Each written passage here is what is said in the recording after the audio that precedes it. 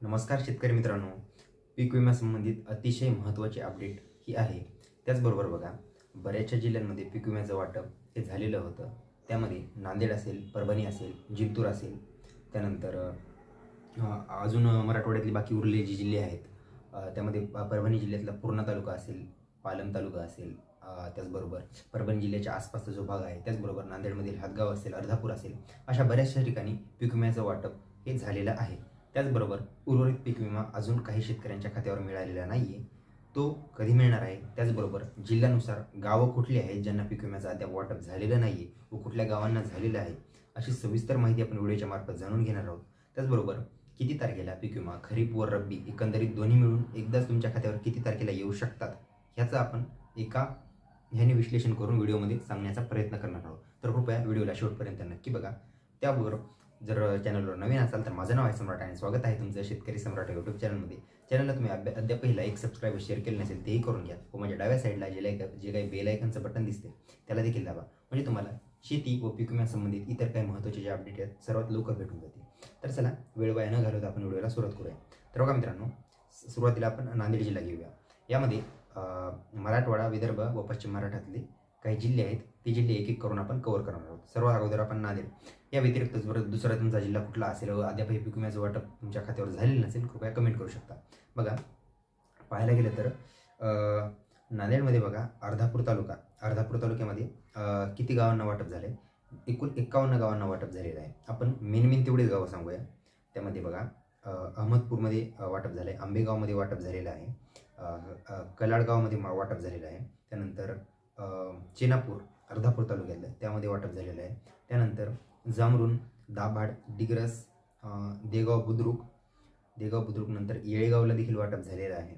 त्यानंतर काही असं नाही की सर्वांनाच वाटप झालेलं आहे, म्हणजे काही शेतकरी त्या गावातले वंचित देखील असू शकतात.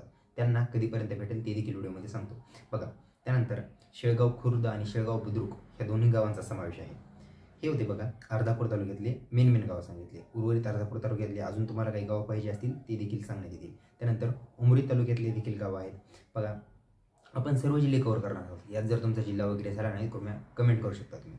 बघा, त्यानंतर उमरी तालुक्यामध्ये इज्जतगाव, त्यानंतर ईश्वरनगरला देखील वाटप झालेलं आहे. त्यानंतर तळेगावला वाटप झालेलं आहे. नामठाणा खुर्द आणि नागठाणा बुद्रुक या 2 गावांना वाटप झाले. त्यानंतर शिवणगावला वाटप झालं आहे. सावरगावला देखील वाटप झालेलं आहे.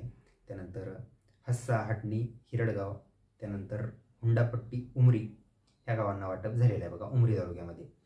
ह्या व्यतिरिक्त दुसरा तालुका बघा, कंधार तालुक्यामध्ये सर्वाधिक गावांना वाटप झालेलं आहे. आनंदवाडीला वाटप झालं आहे, आळेगावला देखील वाटप झालेलं आहे. त्यानंतर आवळण, नंतर टोकवाडीला वाटप झालेलं आहे. दही काळंबा ह्या गावाला वाटप झाले. त्यानंतर मानसपुरीला देखील वाटप झालेलं आहे. एकंदरीत पाहायला गेलं तर एकूण 51 गावांना वाटप झालं आहे बघा ह्याच्यामध्ये कंधार तालुक्यामध्ये. जर तुम्हाला त्या गावांची यादीची PDF पाहिजे असेल, कृपया कमेंट करा, तुम्हाला PDFची लिंक देखील देण्यात येईल. हे बघा, नांदेड जिल्ह्यातल्या सगळे जिल्हे एकाच ह्याला कव्हर होणार नाहीत. नांदेड जिल्हा आपण घेतला. त्यानंतर बघा, परभणी जिल्हा पाहायचा राहिला. परभणी जिल्ह्यामध्ये मेनली पाहायला गेलं तर पूर्णा तालुका असेल, पूर्णा तालुक्याच्या आसपास पिंपळगाव लिखा, त्यानंतर परभणीमध्ये बोरी असेल, झरी असेल, त्यानंतर खानापूर असेल, ह्या भागामध्ये बऱ्याचशा जागी वाटप झालेलं आहे. आता बघा, आपण परभणीचे जिल्हे जाणून घेणार आहोत. एकंदरीत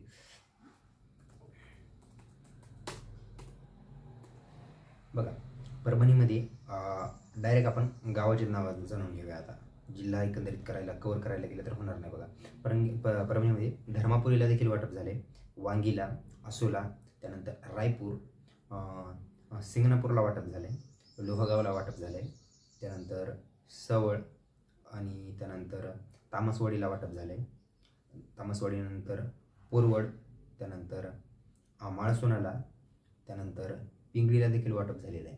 तर बघा, परभणीमध्ये असे बरेचसे जवळपास पाहायला गेले परभणीमध्ये जवळपास 78च्या आसपास गावं आहेत. ह्या गावांना वाटप सध्या झालेलं आहे. हे झालं नांदेड आणि परभणी. आता ह्याच्या व्यतिरिक्त बरेचसे जण म्हणत होते हिंगोलीचं काय?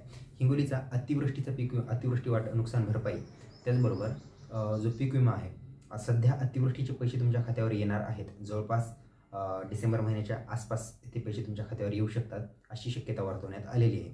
बघा, हे हिंगोलीचं होतं. हिंगोलीच्या पीक विम्याची अपडेट काय ती आल्यावर लगेच कळवण्यात येतील. पण हिंगोलीचे देखील काही गाव आहेत ज्यांना अगोदरचा पीक विमा वाटप झालेला आहे. त्यामध्ये कळमनुरीच्या आसपासची गाव असतील, औंढा नागनाथ असेल, जवळा बाजार असेल, शिरड शहापूर असेल, ह्या गावामध्ये वाटप झालेलं आहे. तर बघा ह्या गावांच्या आसपासच्या एरियामध्ये उमरा गाव असेल, शिरड शहापूर, औंढा तालुक्यातल्या जास्त करून औंढा तालुक्यातल्या शेतकऱ्यांचे आपल्याकडे कमेंट आले आहेत की बाबा ह्या भागामध्ये वाटप झालेलं आहे. ह्या व्यतिरिक्त दुसऱ्या कुठल्या भागामध्ये वाटप झाले का त्याच्या संदर्भात अपडेट आपण पुढच्या व्हिडिओमध्ये जाणून घेऊया. वसमत तालुका देखील हिंगोलीमध्ये येतो, तिथे देखील वाटप झालेलं आहे. प्रॉपर हिंगोली जिल्हा व तालुका त्या तालुक्याच्या आसपास देखील वाटप झालेलं आहे. त्यामध्ये लिमगाव असेल, त्याचबरोबर सावरखेडा असेल, ह्या भागात वाटप झालेलं आहे. ह्याच्या व्यतिरिक्त बघा आपण हे झाले इकडचे जिल्हे. आता बरेचसे जण म्हणत होते बाबा संभाजीनगर, जालना, बरेच जण म्हणत होते जालन्याच्या फळपीक विम्याचं काय झालेलं आहे. बघा जालन्याच्या फळपीक विम्याचा मुद्दा हा आहे की शेतकऱ्यांच्या याद्यात सगळं जाहीर तर झालेलं आहे, पण ज्या शेतकऱ्यांनी फेक क्लेम केले होते असे शेतकरी त्या याद्यांमधून वगळण्यात आलेले आहेत. म्हणजेच ज्यांनी फेक क्लेम केले होते, ज्यांच्या बागेचं क्षेत्र कमी असून देखील काही शेतकऱ्यांनी जास्त दाखवून क्लेम केले होते, त्याचबरोबर काही शेतकऱ्यांच्या म्हणजे एक्झॅक्टली पाहायला गेलं तर ज्या पिकांचं वर्णन केलं होतं त्या पिकांचा उल्लेख त्यांच्यामध्ये कुठलाच नव्हता, असे शेतकरी यादीतून वगळून टाकण्यात आलेले आहेत. म्हणून तिकडचा फळपीक विमा जालना, सिंधुदुर्ग असेल, कोकण भागचा पीक विमा ह्याच कारणांमुळे खंडित राहिलेला आहे. तो एकदा अप्रूव्ह झाला, जिल्ह्याची यादी पार पडली, प्रत्येक जिल्ह्याची शेतकरी एकदा वगळून नवीन यादी आली, लगेच उर्वरित रक्कम तुमच्या खात्यावर जे जेन्युइन शेतकरी आहेत, व्हॅलिड शेतकरी आहेत, ज्यांनी कुठल्याही प्रकारचा घोटाळा न करता पीक विम्याचं क्लेम केलं होतं त्याच शेतकऱ्यांच्या खात्यावर रक्कम जमा होणार आहे. या गोष्टीची तुम्ही काळजी घ्या. असं जर तुम्ही काही केलेलं असेल तर ह्याच्यावर कार्यवाही तर होईलच, पण तुम्हाला ह्यानंतर कुठल्याही प्रकारचा लाभ भेटणार नाही. ही ह्याच्या संदर्भात अपडेट होती. आता बाकी जिल्ह्यांचं काय, बाकी जिल्ह्यांसंदर्भात काय अपडेट आहे बघा. बाकी जिल्ह्यांचं आता सध्या निवडणुकीचा देखील फेज आहे. निवडणुकीच्या अगोदर ज्या जिल्ह्यामध्ये झालं तेवढं झालं, म्हणजे बाकी जिल्ह्यामध्ये नंतर ते जर तुमच्या जिल्ह्यामध्ये वाटप झालेलं असेल, तुमच्या शेजाऱ्याला झालं तुम्हाला नाही झालं तर तुम्हाला थेट नंतर मग निवडणुकीनंतरच तुमचे पैसे पाहायला मिळू शकतात. कारण आचारसंहिता वगैरे, त्याचबरोबर आता हिवाळी अधिवेशन देखील लागणार आहे.